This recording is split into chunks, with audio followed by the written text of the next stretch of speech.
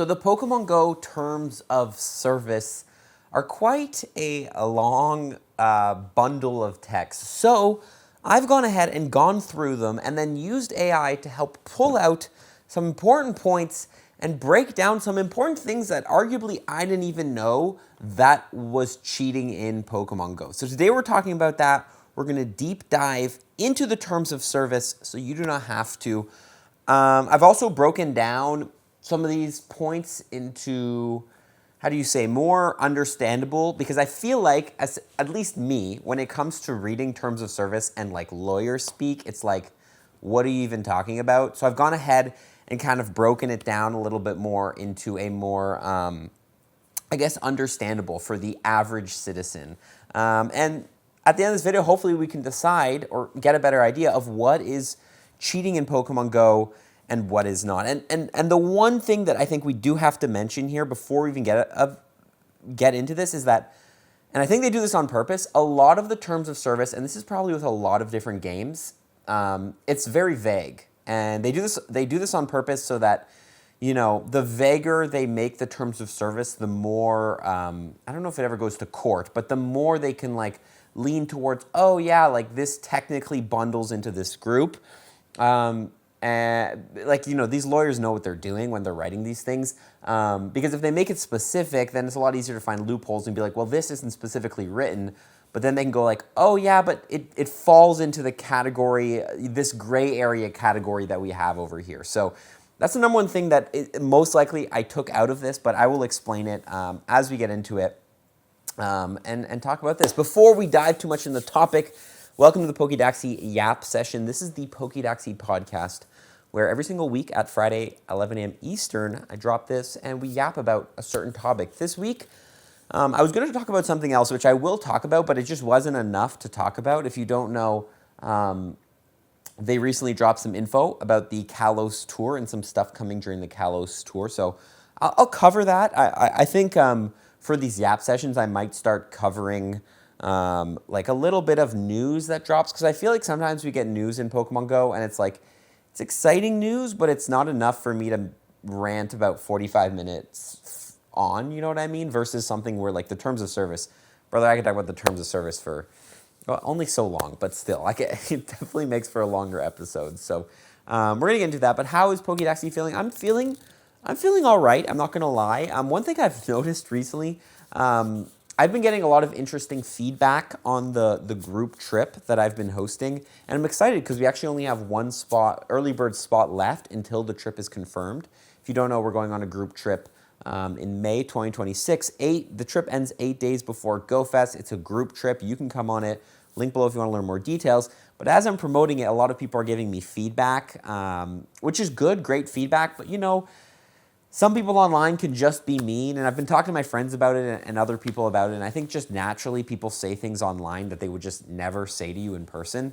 But, you know, at the end of the day, I am human, and I've kind of been getting affected by it recently. And if you've been following this channel for a while, I think you used to notice, I actually used to spend 15 minutes a day reading comments, answering comments. But it really actually just killed my mental health. Just being on social media just really hurts my mental health, which is very interesting because I've chosen a career in this area. But I think just for anybody, reading mean comments about people, even if there's like 100 nice comments and the mean comment will always stand out. Because at the end of the day, that's natural evolution, right? Like humans are negatively biased because we know that back in the day you had to be aware of things that were bad or else you would die. So, and that's brought us up into nowadays where we usually react to negative news over positive news. And the same thing in the comments. I usually will read the negative comments before the positive comments. It's just been kind of affecting my mental health. And that's why I've kind of stopped reading comments. It's really helped my mental health. But as of recently, with the group trip and all the promotions, I've been reading the comments, definitely been seeing the feedback about the price people have been giving me. Definitely going to take that feedback into the future. There's not much I can do now about this group trip. But yeah, no, I think it's just like, I don't know, I just get overwhelmed sometimes reading the comments. So I guess that's the update on how I'm doing. I'm doing all right, just you know, dealing with the classic social media things that I've been struggling with. But other than that, good. A little update on how I did at the tournament last weekend, actually. Last weekend, we went to the Pokemon Toronto Regional Tournament. I updated in the YAP session. I played Pokemon cards, actually. I did not compete in Go. My record ended up being 3-1-4. So 3 wins, 1 loss, 4 ties. In Pokemon cards, if you don't know, it's 50-minute rounds, best of 3. And honestly, 50 minutes is not a lot of time to complete 3 Pokemon games, card games. So I would usually end up going and tying people. But I had a good time. Not to say I didn't get upset for tying and losing. You know, I think that's just natural. I think I just kind of put a lot of expectations on myself. But overall, it was definitely a fun experience. And I definitely look forward to going to more regional tournaments. It kind of sucks here being in Canada. There's not as many close tournaments to go to. If you're down in the States, you guys have like, you know, not necessarily everywhere, but usually you can at least like drive to a couple different tournaments. In Ottawa, unless they have a tournament in Montreal, at most I'm going to Toronto and then maybe Hartford, or if like New York City gets like a regional tournament, I could drive down for that. But even then, that's a pretty far drive. So yeah, anyway, had a good time. It was a good time going to Toronto. Got to see my grandma who's living out there in an old age home. So I got to spend some time with her, which I think is very important. Yeah, overall had a good time at the regionals and definitely look forward to competing in more Pokemon regionals. Will I compete back in Pokemon Go? I don't know. I feel like they'd have to change something in PvP, or it'd have to be a season where I'm like really motivated for Pokemon Go PvP. But right now, I'm just not that motivated in it, especially because like I don't want to say I've done the whole PvP thing, but I've kind of have. I've reached Legend. I've gone to 3 tournaments, competed in those tournaments. I've played PvP every single day for a whole season. Like, I've done that, and after doing that, I just don't get a lot of enjoyment. And maybe it's just because I'm, like, a competitive guy and I don't like losing or whatever, but, yeah, overall, maybe I just don't have time. Arguably, a lot of it, too, is maybe I'm just not really into Pokemon Go right now. I'm still kind of on a break. I haven't really... The only time I open the game for Pokemon Go is to open my gifts at that, if I even remember. So, anyway, I'm completely side ranting. Let's dive into this YAP session. And I think the first thing we need to talk about here is the acquisition from Scopely. So a lot of people, and me included when I was doing research for this YAP session, I was like, are we now under Scopely's terms of service? Let me get some water here. Are we under Scopely's terms of service? Because Scopely technically owns Pokemon Go now. So theoretically, shouldn't we be following their terms of service? But for doing a bit of research, we're technically Pokemon Go. Since Scopely's acquisition, first of all, you haven't re-signed any new terms of service. On top of that, in Pokemon Go, if you go in the game, in the settings, you can click on a link and it says terms of service. It still brings you to the Niantic terms of service. So the terms of service actually stayed identical between Niantic and Scopely. Now, that's not to say that in the future, Scopely might change the terms of service now that they own the company, and then that link will now be redirected. If that does happen, I do believe, I'm pretty sure, actually, I'm guaranteeing, you will have to re-sign the terms of service. So when that does get changed, when you log in, it'll be like, hey, the terms of service have changed.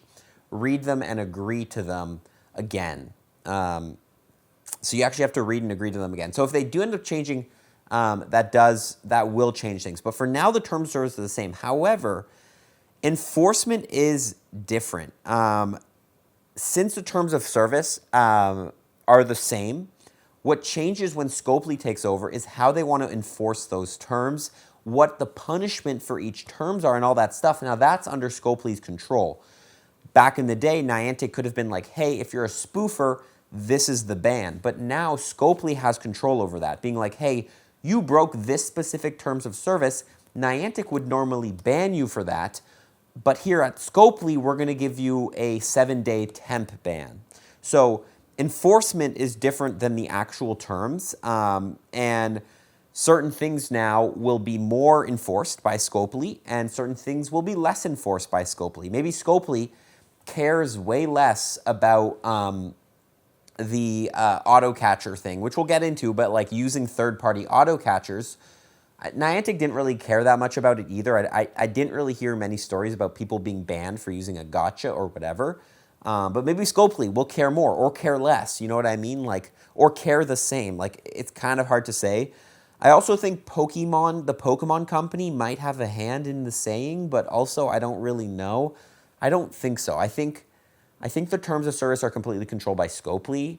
I think Pokemon, from what I understand, now don't quote me, the way the Pokemon company interacts with Pokemon Go is I think they're just like a final say on like features and events coming to the game. So if they're like, hey, we want to release this new feature, or hey, we want to make this event, at the end of the day, Pokemon has to agree with it. But in terms of like what is cheating, I don't know. I can't actually answer that. I'm not going to sit here and act like I know. But yeah, overall, that's what I'm going to say. Also, appeals will be handled differently. So if you do break the terms of service, Scopely might be a little more lenient on if they allow something to be broken or not. If you allow you to appeal, how many times can you appeal? You're going to have different humans handling the appeals because it's a different group of people.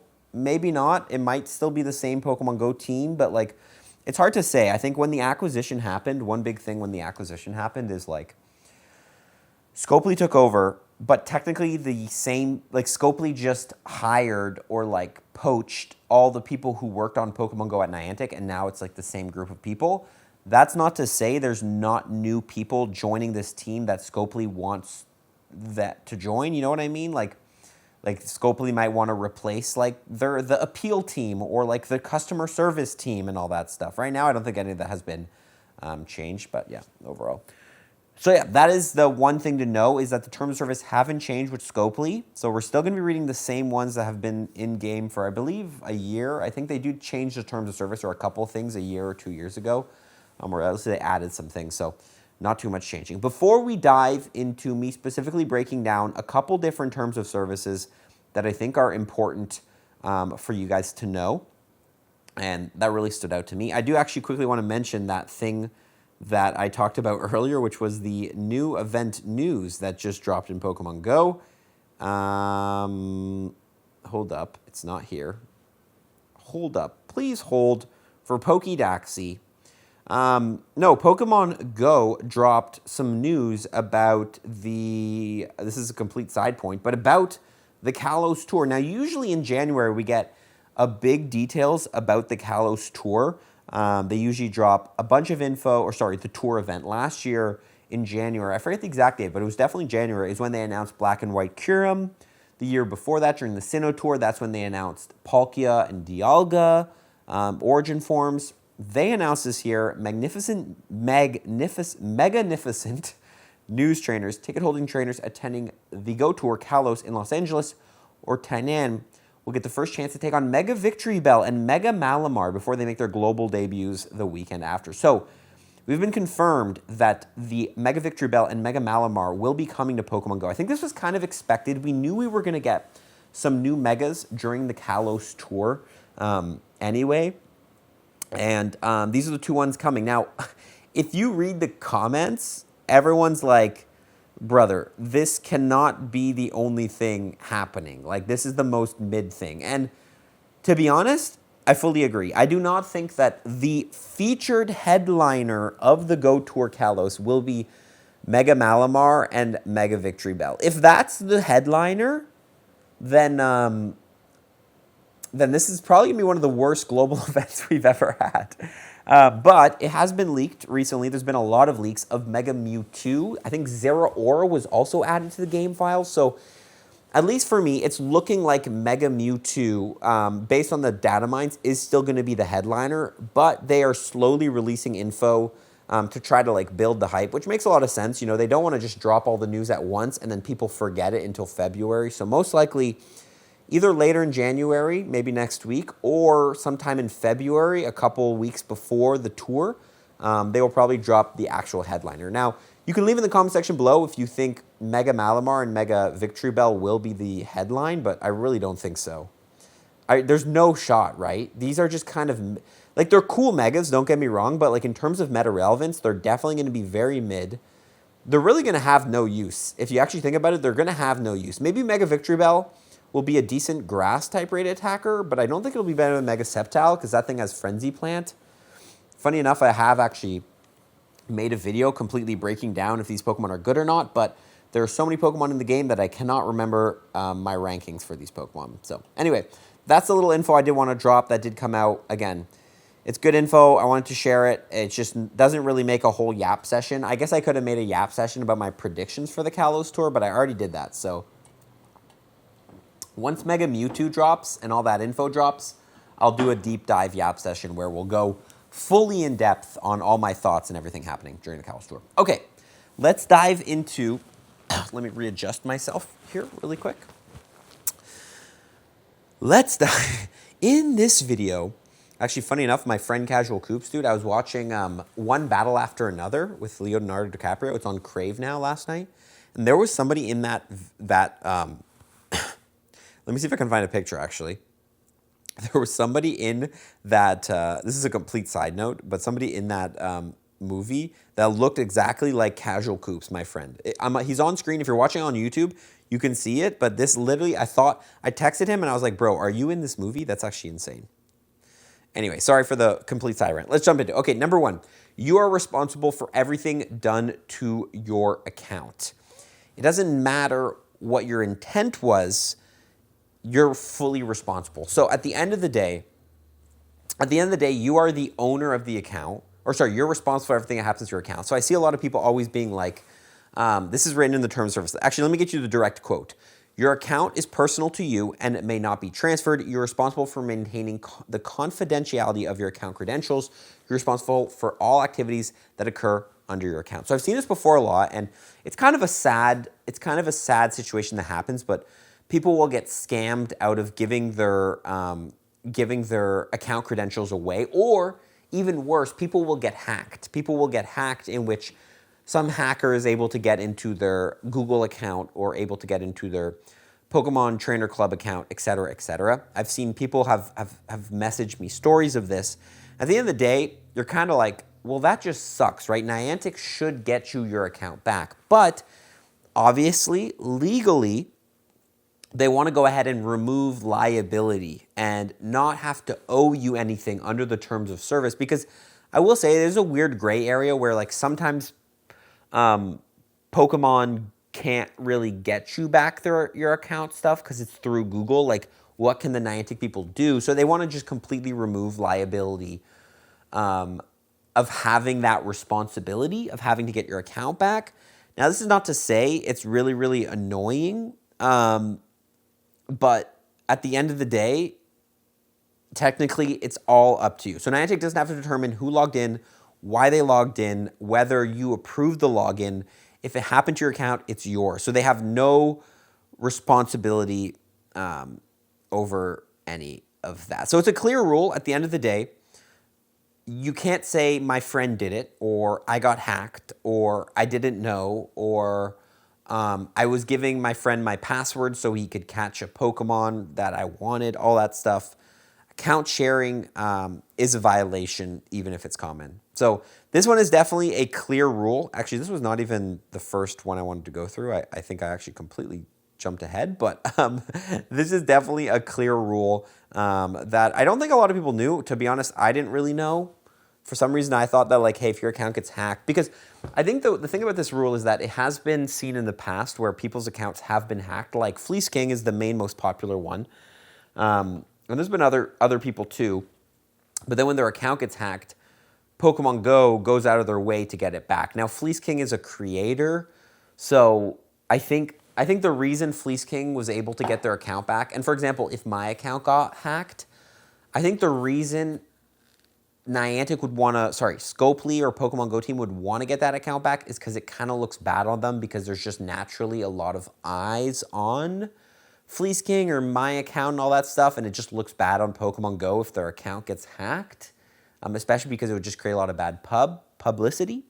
But also, I will say, it is kind of unfair, and I completely understand there's a lot of frustration when I bring up that story and people bring it up, where it's like creators get special advantages and all that stuff, and I completely understand that, because if my account got hacked back in 2020, when I wasn't a creator and I was just a casual player, and I lost all my stuff, and then I see Fleece King his account getting hacked and he gets all this stuff back, I would be like, well, that's just kind of unfair, right? It completely feels unfair. From a business perspective, I understand why Niantic Scopely prioritizes those accounts. But from a morality perspective, I completely understand why it's frustrating. At the end of the day, though, Niantic does clearly state that you literally do not, you're not responsible, you're responsible for everything done to your account. So they don't have to bring back Fleeking's account.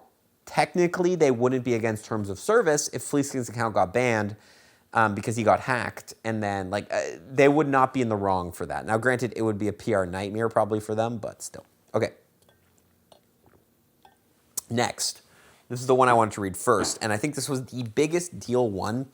This is, so let me give you some context for anyone listening. Niantic Terms of Service, I do not think changed for many, many years. Since the release of Pokemon GO, maybe they changed slowly over the years, but back about 2 years ago or a year and a half ago, Niantic added a bunch of terms of service to the a bunch of lines to the terms of service, and this was one of the main ones that got written that people were really frustrated about and that were really bringing it up. Now, I don't know if there's anything that actually triggered this line, but let's talk about it. So, mandatory arbitrations and no class action lawsuits. So the direct quote, it says, you and Niantic agree to resolve disputes through binding arbitration. You waive any right to participate in class action, and claims must be brought in your individual capacity. So pretty much what these terms are saying is that legal disputes must go through arbitration. Now, granted, I don't really know what arbitration is. I just wrote a note here. Arbitration means, what is arbitration? Arbitration is procedure in which a dispute is submitted by agreement of the parties to one or more arbitrators who make a binding decision. So my guess is that you pretty much have to, from what I understand, procedure, this is what I think it was, right? It's like a procedure where it's like private agreement of the parties. It's not like in a lawyer court. Yeah, like it's not under a lawyer. It says you waive the right to jury trials and class action lawsuits. Claim must be brought individually. So pretty much you cannot sue them as a corporation or company. You have to sue them individually, or claims must be brought individually, and then they kind of have to be brought. You can't bring them into a justice trial or a class action lawsuit. Now, look, I'm not a lawyer, so I'm kind of just spewing what I understand from this. Somebody watching this might understand this better. But you have to go through like a arbitration or like a private lawsuit. Actually here, an arbitration is private, is faster, and favors the party that writes the contract. So they're pretty much the whole thing here is that they're banning large-scale lawsuits. I don't know if this is because, was there any, crazy lawsuits that happened against a game? I feel like there's definitely in history where there's, some gamer who was like, I'm going to sue this company and make it and it became a whole thing. So I think Pokemon GO is obviously trying to avoid a big whole fussle, and they're trying to keep these disputes private, under the table, and not make a PR nightmare. Now, to be honest, I'm actually really surprised that this was only added 2 years ago, because I think this kind of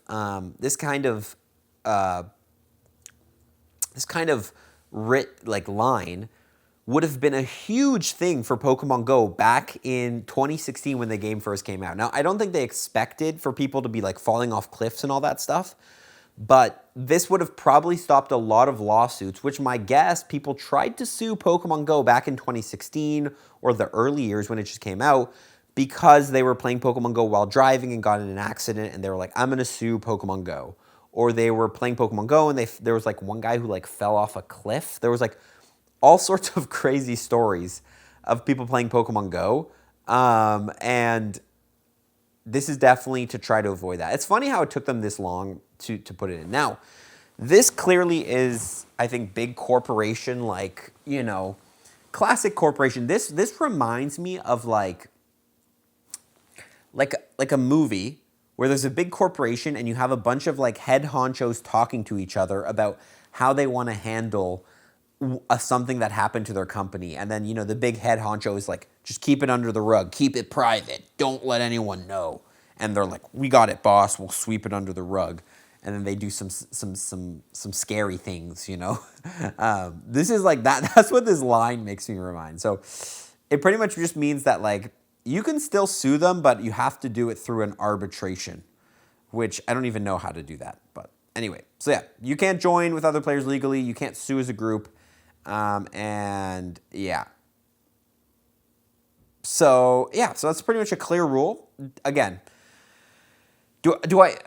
I'm always trying to come at a perspective of like, I understand why the company wants to do this. You know what I mean? Like, I understand why they want to do this.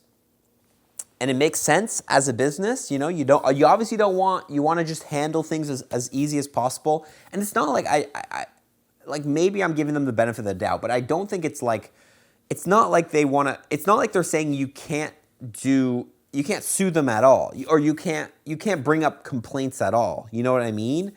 It's just that you can't make it a whole PR stunt, I guess.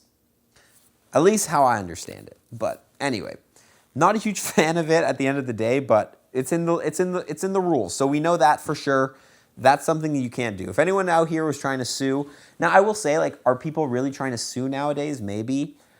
I think up in Canada, like, we don't have I don't want to say a suing culture, but when I was driving through the States, it was like every single billboard was like a lawyer. You know what I mean? Like, I think suing is a really big thing in the States because I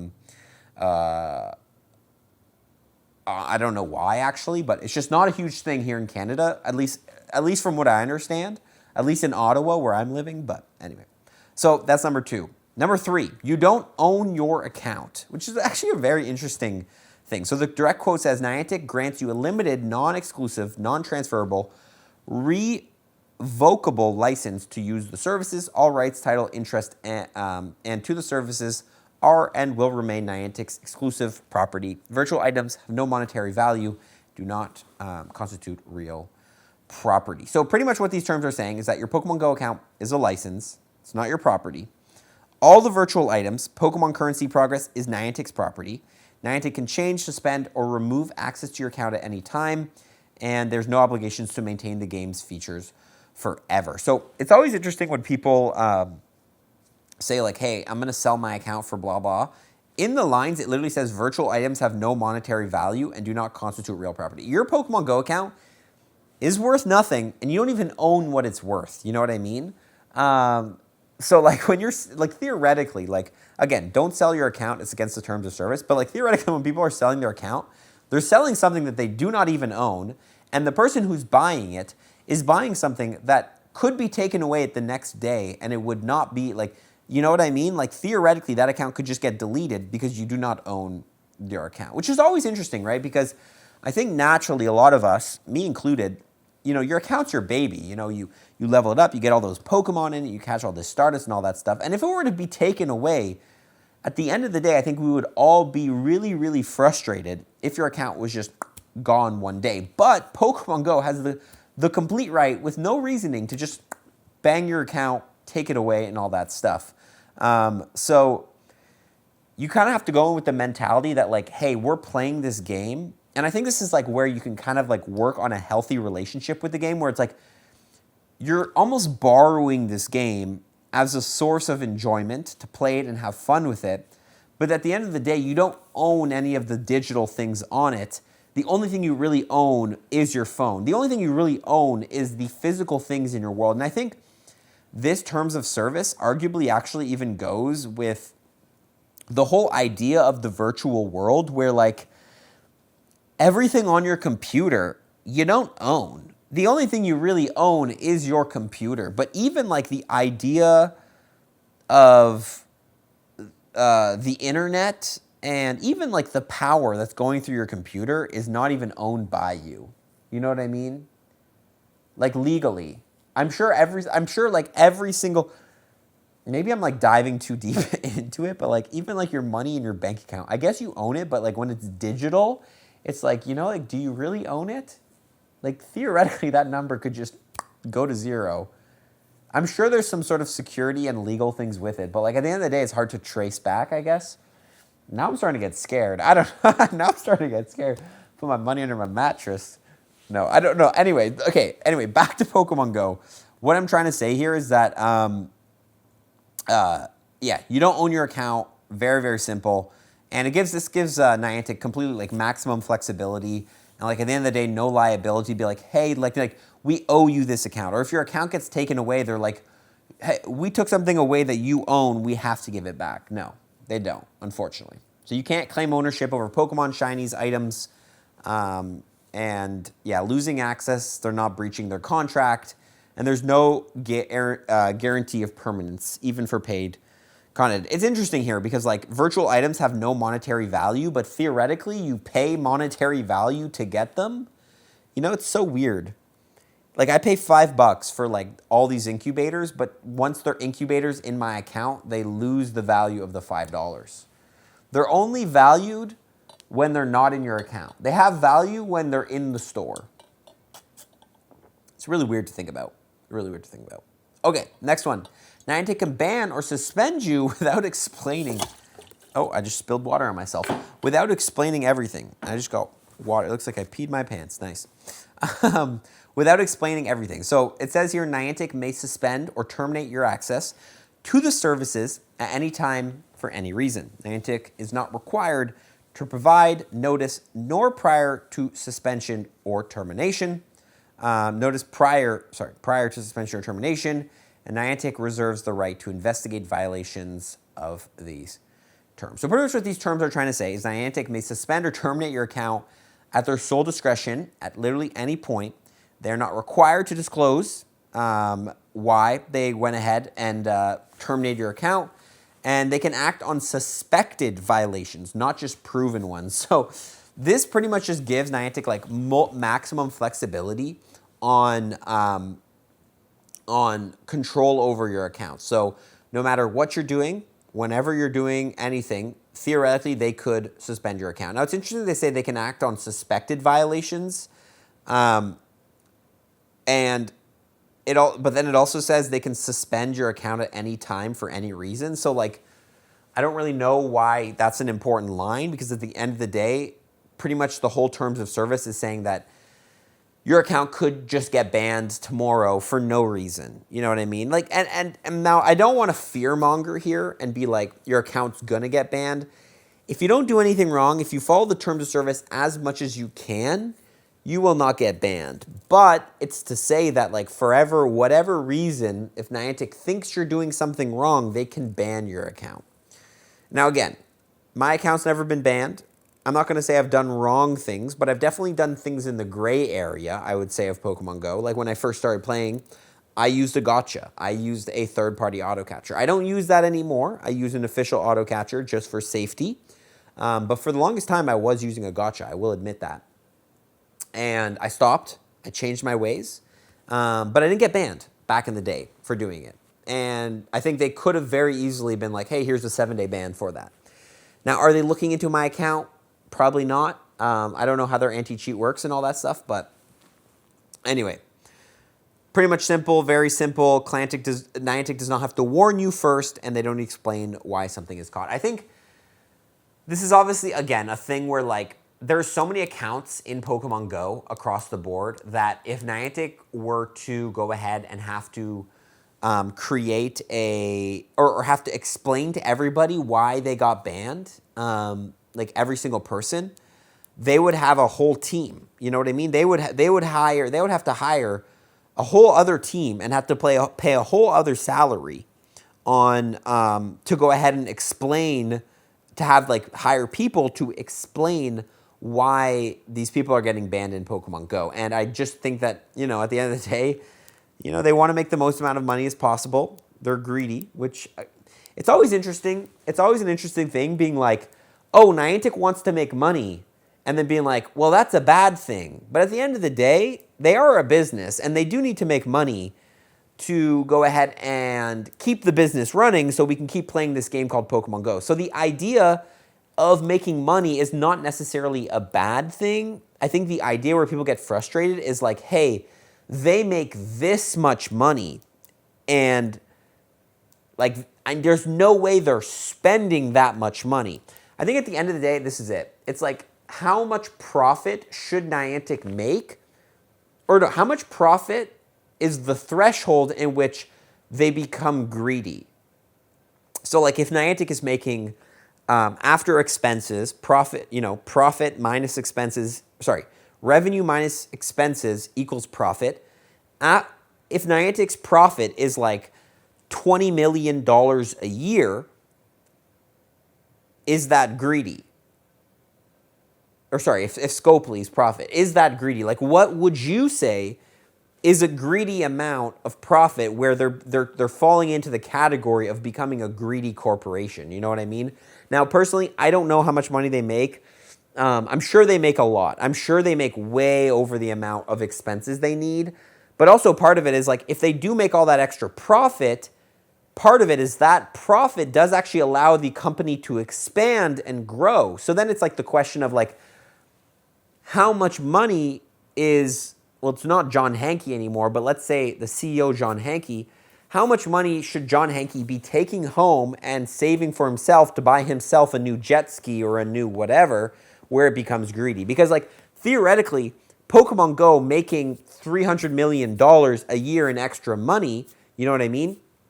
That $300 million could then be taken to host more in-person events around the world and host more, like, and expand the company. You know what I mean? So like I'm on this complete sidetrack. But what I'm trying to say here is that like I understand why Niantic would implement a line like this, because it would save them money, and that money could then be put into other features to help the game. Now, we don't know the full story. We don't know the intricacies. We don't know how much profit they're making, and how much money is just being extra made so that John Hanke can take home and buy a jet ski, his third jet ski that he doesn't really need. But you know what I mean? I don't know what I'm trying to say here. I guess I'm just trying to say is like I'm trying to keep an open mind on understanding why a line like this would be in there. And it makes sense. I think it makes sense. Don't get me wrong, it's annoying, and I think it would be really, really nice if Niantic at least implemented a team to tell you why you got banned. Because I think they definitely have the money to do that. But maybe they don't. I don't know. Anyway, it would be nice. Don't get me wrong. A lot of these lines, it would just be nice if they didn't have to be a thing. I think the best case scenario would be this, is Niantic would add this line because they want to keep their safety, obviously, and not have to do it in case it's like, it's a recession, they're not making a lot of money. They don't want to have to keep John hired so that he can be telling people why their accounts are being banned. But it would be nice if they had this line, but then they also had the team implemented. So it's like they don't have to do it, but they still have somebody doing it. And then if it's ever bad for business, they can remove it. Anyway, I'm ranting way too long about that. Let's move on to the next one. The next line. Cheating, exploits, and unfair advantage. Very broad language.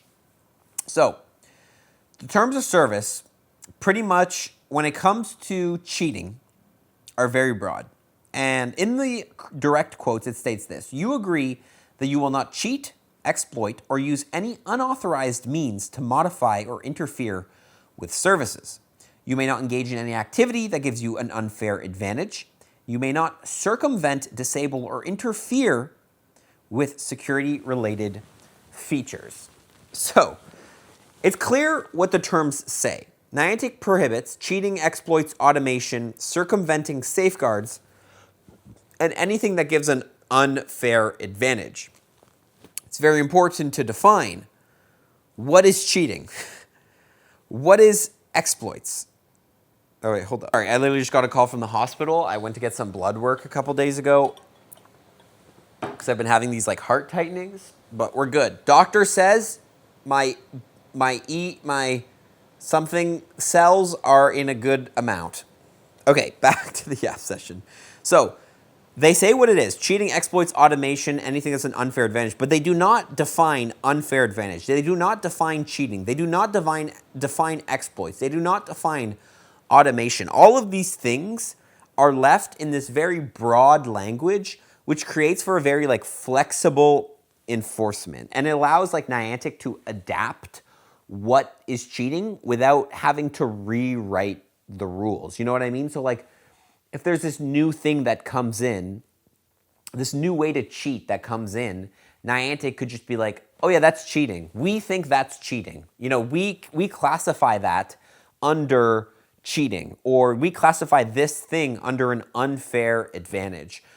But they don't actually write what that thing is. Because what you'll notice here in the lines is they don't write well, I think they actually do write falsifying GPS location. Actually, I do think that's in the lines. But they don't like write like, hey, using the gotcha from Datel is cheating, or downloading so-and-so spoofer app is cheating, and like putting actual brand names and actual things in there. Like they don't do that.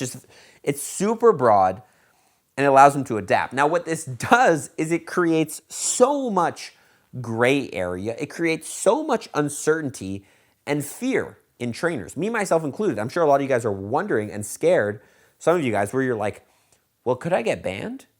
Like, okay, like I'm quick catching. Is that an unfair advantage? Like quick catching, theoretically, you're catching Pokemon faster than a normal player would. Is that an unfair advantage? Using an IV app like Pokegenie and overlaying that, is that an unfair advantage? Like, you know, theoretically everyone has access to that. So like it creates this is the part I don't really like about the terms of service, but it creates this like really, really weird, just, I guess uncertainty is the word, or like this weird like anxiety in trainers where they're like, my account could get banned at any point, which is already a thing, but like now it could get banned at any point because I don't know clearly what is cheating and what isn't. So GPS spoofing, I do believe in the term of service is broken down as like a clear violation. So that one is specific. Using bots is cheating. Modified clients is cheating. Injecting software, don't know how you do that, but that's technically cheating. The gray areas is auto catchers, fast catching, being logged in on multiple devices at one time. Like if you had two phones and you're logged into your account on both phones at the same time and playing on both phones at the same time, is that an unfair advantage? Like, I guess, but also like it's not written in the rules specifically. So like there's just a lot of weird gray area, and I do hope this does like kind of like bring me back to the first point where like Scopely doesn't, like, we're still under the Niantic terms of service. Scopely hasn't rewritten the terms of service. It would be nice, and honestly, this is actually something I'll bring up to the Pokemon Go team, but it would be nice if we just like either went under Scopely's terms of service or they just rewrote the terms of service to just really clearly indicate what is cheating and what isn't. Do you know what I mean? Because like there's just like a lot of weird gray area. There was actually a glitch for a while where you could join a raid that technically was a gym out of your distance, but you could join it on an in-person pass. So like, let's say there was a raid down the street. I could join it with an in-person pass from here through this glitch. And it was never clarified if this glitch was cheating or not because it's not in the terms of service. Is it an unfair advantage? I guess it classifies under there. But then also everyone could do it. So how is it an advantage if everyone can do it? Because everyone has the advantage. You know what I mean? So like, I don't really know. I don't really know what mumbo jumbo they're trying to write. I just hope that one day they do clarify that. Okay, the next one, automation and third-party tools. So this is a big one on Niantic. I think the big thing that Pokemon Go writes in their terms of service is that they don't want people automating their gameplay except with a device that they decide. So they want people to play, and it makes sense, right? They want people to be pressing the buttons. They want people to be swiping their phone. They don't want it to be like Minecraft where you can create, you know, a 24/7 iron golem farm or like a spawn trap farm. You know what I mean? Or like, you know, they don't want like AFK clicking and all that stuff. So what it says here, it says you may not use any bots, scripts, or automated methods to access or use services. You may not access services through an unauthorized third-party software, and you may not attempt to reverse engineer or extract source code. So what this means, you may not use any software or services that automate gameplay. A big one is an auto clicker. I know a lot of people have apps that like auto press like your phone for you. People use them. I don't really know why. They just use them to like automate clicks on their phone, but you can download it and then it's just like click, click, click, click. That's technically cheating because that is a software that automates your gameplay. So, it's interesting here. Actually, it doesn't say hardware. I wonder if, like, theoretically, I think written in the rules, but theoretically, it wouldn't be cheating if you had like, imagine like a robot with a giant finger, and the giant finger was automatically clicking for you. Like, I think theoretically that would be fine.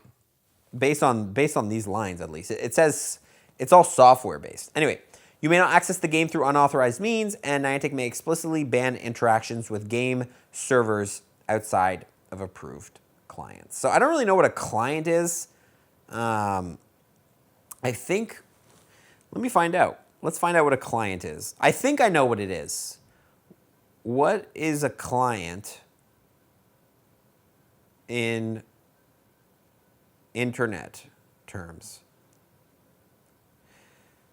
A client. Client is hardware, like your phone or software, that requests information or services from a server, which provides those resources, formatting fundamental client-server model. Wow, that is complicated. Okay, so you're not allowed those. So yeah, pretty much what's allowed, what's not. You can't have software that walks your character automatically, spins Pokestops on a schedule, catches Pokemon 24/7, farms Stardust XP. You can have like no auto farming things, or programs that detect spawns and auto catch them, snipe specific Pokemon, and play multiple accounts simultaneously. So the good thing to know is that this sounds a lot like an auto catcher, right? Like a Pokemon GO++. Theoretically, based on this line, auto catchers would be not allowed. You know what I mean? Like, using an auto catcher is technically, is it software or is it hardware though? Actually, that's an interesting point. I'm not too sure. But let's say like you created like an auto catcher app and you could link it to Pokemon Go. Like, theoretically that would be software. So that would fall under this. But what Niantic does state in the terms of service is it has to be unauthorized. So since Pokemon Go++ is sold by Pokemon Go, and same with the Pokemon Go Plus and the Pokeball Plus. Like, these are all Pokemon products. They're authorized. So yes, they do allow you to play your account automatically, but they're authorized. That's where the gray area comes in when it's third-party hardware accessories like the Gotcha, the Duomon, etc., which technically use the same software as the Go++s and all those devices, but they're different hardware. They're unauthorized hardware. So it's not like written that those are technically not allowed, because technically they're hardware because the software is the same. So that's where I'm going to leave that at. I think it's a weird gray area, but we definitely know that bot scripts and server manipulation, that's all that stuff that you're not allowed to do. Not that I even know how to do that, but I guess like the auto clicker is like the closest. Okay, and here is the last one here that we're going to go through. Then I want to run through a couple misunderstood ones that people are not too sure about. But this is the last one that I think really stood out, is refunds, purchases, and paid events. So the direct quotes here says, all purchases are final and non-refundable, except required by law. Niantic may modify or discontinue the services or any portion therefore of without notice. Niantic does not guarantee that all content will be available at all times. So what does this mean? Purchases are generally non-refundable. So unless they legally have to under some sort of law, you could buy something and want it refunded. You could buy something and then the event gets canceled, for example. Like if it's an in-person event, you buy a ticket and then it gets canceled because of the rain or whatever. Theoretically, they do not have to refund that. Now, it would be the nice thing to do it. Theoretically, they don't have to refund it. Finally, events, items, and features can change, and Niantic may modify or discontinue content without compensation. So pretty much, this is just a standard policy that I think most companies, most digital product companies do have this, because at end of the day, it is a digital product. It's kind of hard to like put a money value on it, but they do want to just completely take out the risk. Again, I think this is like a situation similar to the one before where it's like, yes, they can have this, but I would hope that they allow refunds. You know what I mean? Because, like, is it really that hard to process refunds? I think a lot of this stuff, the more I think about it, is just that, like, Niantic just doesn't want to deal with it almost. Maybe because the game is so big or whatever, where it's like, they could very easily have a system in place where it's like an online website and somebody buys something and they're like, I don't want this anymore. And there's simply like a refund button. You know what I mean? And you just get it refunded. I don't know if that could be like, I guess, you know, the problem with the refund thing would be like if you use it and then they refund it, your account would go to like negative Pokecoins. So I guess that makes sense why they don't allow you to refund it. Because like if you already claimed it, how do they take the stuff that you had claimed back? I guess that makes sense actually. But what I would say is like if an in-person event gets canceled or an event gets canceled before it's even happened, before you were able to take advantage of the thing that you purchased, you should be allowed to refund it. It's kind of like if you buy like a new pair of like gloves or boots, until you've worn those boots outside, they should be 100% refundable. Or until like you've worn the boots. You know, if the boots haven't been worn or touched, you should be able to refund it, right? I would think. Anyway. So that is it. That is like the main ones I wanted to go through that really stood out to me. But I think there's a couple things that I want to cover here that are like a gray area. The terms of service almost never really say this is allowed. They will more so say this is not allowed. So a lot of players think what's allowed, it's just not explicit. How do I say this? So people like, I don't know, I think we just end up like, I don't really know how to explain what I'm trying to say. I think there are certain things in the game that people are like, or you think it's allowed. I guess like there's a lot of things that people think are allowed, but technically it's just not written that they're not allowed. Now, I don't know if there's a difference there, but the terms of service, pretty much how the terms of service are written is they're just written from a standpoint where it's like, here's what's not allowed, but it's a vague area. So theoretically, we could kind of just say anything is not allowed at any point. I don't know. Anyway, let's jump into it.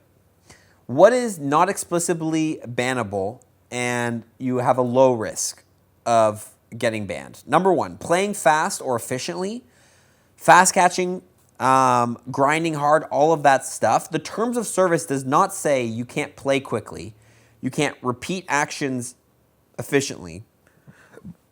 You can't grind XP, you can't play, and all that stuff. So theoretically, you will not get banned for playing Pokemon Go, using the quick catch technique, and all this stuff. Because it doesn't state in the terms of service that you're not allowed to do that. Now, the only line I would say is like, does the quick catch give you an unfair advantage? I would say no, because everyone can do it. But I guess like the point we're trying to say here is that you will never get a ban.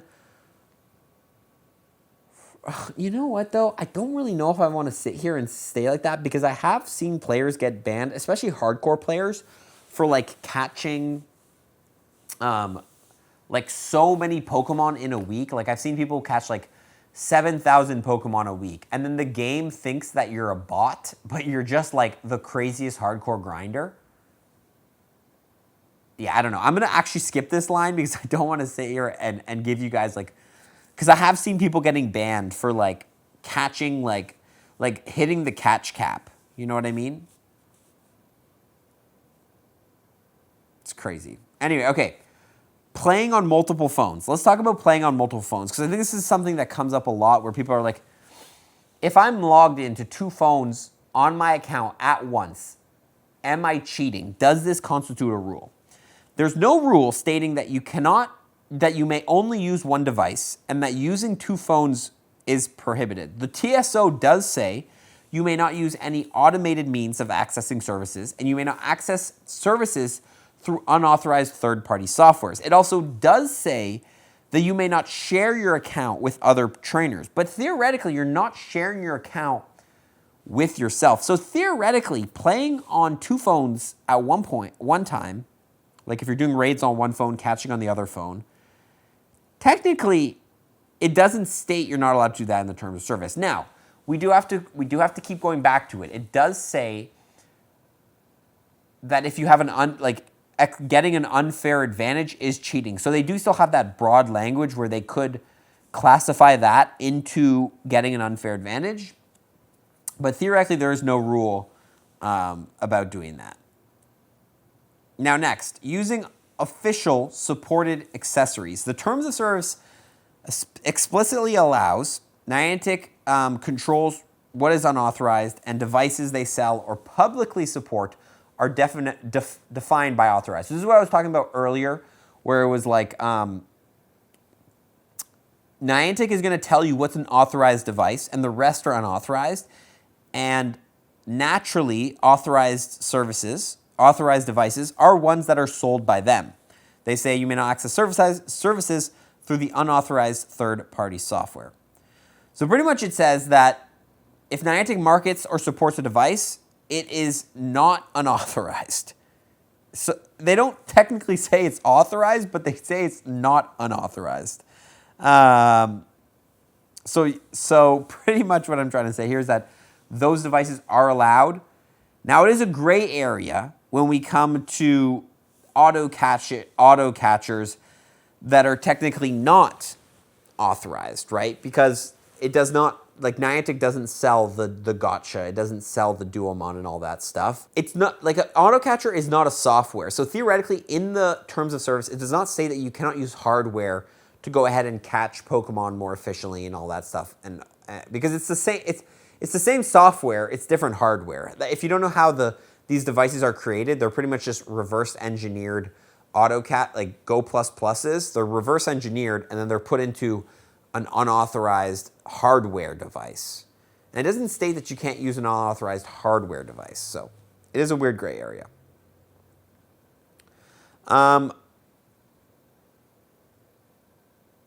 So yeah, that's kind of like the last thing I really want to talk about. Be careful, I think is what I want to say, when you're out there. But also, just don't, I don't want to say don't do anything stupid, but like I feel like people will know when they're cheating, because once you start getting into like weird like spoofing and all, and like you're logging into on your account into like apps and all that stuff, that's when things start to get a little bit weird and get into this cheating area. But I do think that the terms of service are definitely written in a way that obviously helps Niantic the most. And I think my biggest takeaway from making this YAP session, doing this research and all this stuff, is that Pokemon Go, I do hope that Pokemon Go rewrites these terms of services. And every time I reread the terms of services, I get more of an idea that there's just so much gray area in it that we can't relax. You know what I mean? Like a player can't really relax when they're playing the game. They can try their best. You guys can try your best at the end of the day. We can all try our best to not cheat and not do anything that's against the term of service. But when they put a line in like, do anything that gives you an unfair advantage, the broadness in that line makes it so that theoretically there's so many things. Like when I make a tips and tricks video, these things are giving everyone an advantage. Now, is it an unfair advantage?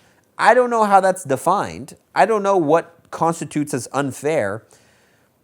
But it leaves this just like anxiety in the player's chest where we're just like, I don't really know if I'm cheating or not.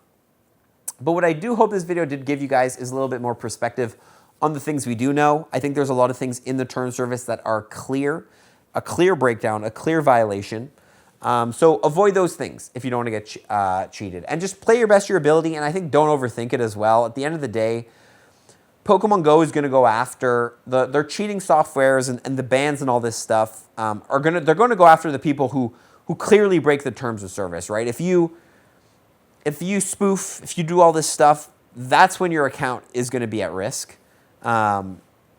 But if you're just a casual player who uses a third-party auto catcher and plays casually every once in a while, the eyes are not on you. You know what I mean? So, yeah. That's what I'm going to say. That's kind of all I have to say. Hope you guys enjoyed the YAP session. This weekend, I'm going to Quebec City. I'm actually going to be in Quebec City for my friend's birthday weekend. We're going to be skiing at Mont Sainte Anne. We were actually going to ski at Le Massif, but they're having strikes right now, so I'm not going to be able to ski there, but I'm excited for that. Spend some time with my best friend and enjoy some time in Quebec City. So if you guys are from Quebec City, maybe I will see you in the streets. Not planning on doing any meetups. Again, taking a break from Pokemon Go right now, and it's also just way too cold to play Pokemon Go outside. It's like minus, what's the temp right now? Actually, you know what? It's -1. I could grind right now. I could grind. But tomorrow it's -16 with a low of -26. This is in Celsius, by the way. It's crazy. Anyway, that's it for the YAP session. Hope you guys enjoyed. Hopefully it gave some perspective. If you guys are interested in coming on the group trip to Japan, hit the first link in the description or visit pokedaxi.com/Japan. It's definitely a trip you're not going to want to miss. And we'll catch you guys all next Friday, 11 a.m. Eastern Standard Time with another episode. Appreciate you all. Fall for tips, everybody. Peace.